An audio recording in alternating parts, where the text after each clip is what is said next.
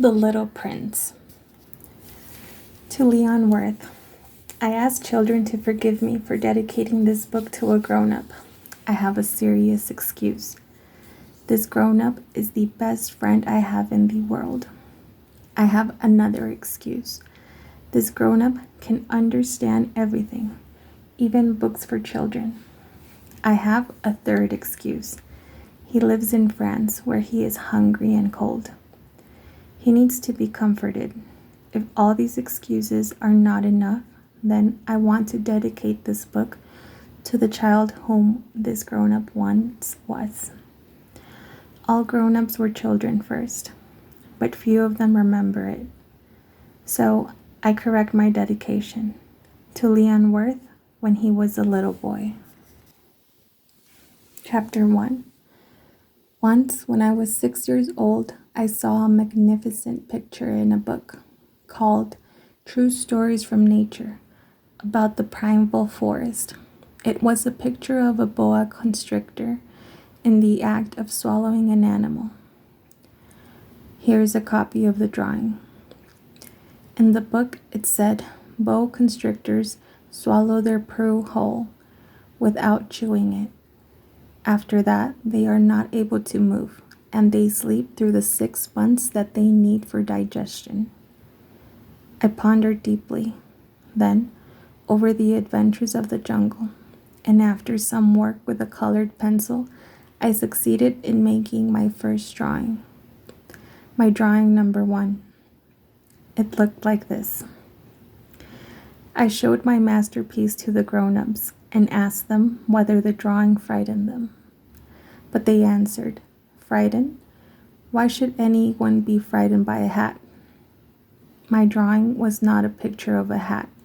It was a picture of a boa constrictor digesting an elephant. But since the grown-ups were not able to understand it, I made another drawing.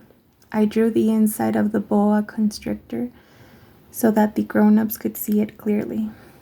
They always need to have things explained. My drawing number 2 looked like this.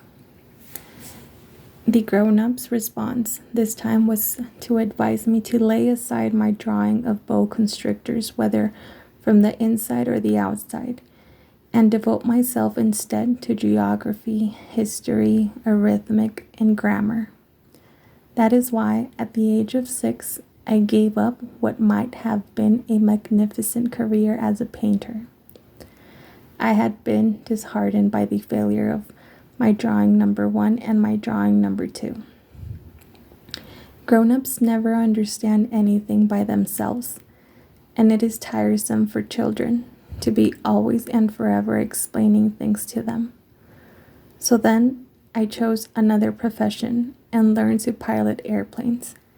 I have flown a little over all parts of the world, and it is true that geography has been very useful to me.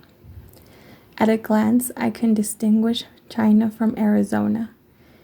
If one gets lost in the night, such knowledge is valuable. In the course of this life, I have had a great many encounters with a great many people who have been concerned with matters of consequence. I have lived a great deal among grown-ups.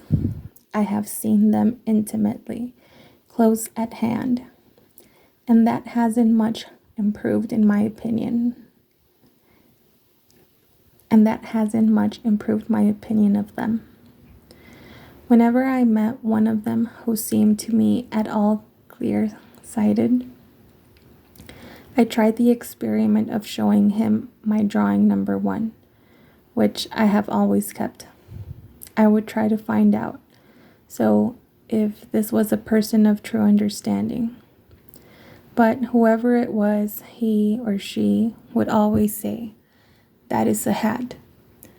Then I would never talk to that person about boa constrictors or primeval forests or stars. I would bring myself down to his level.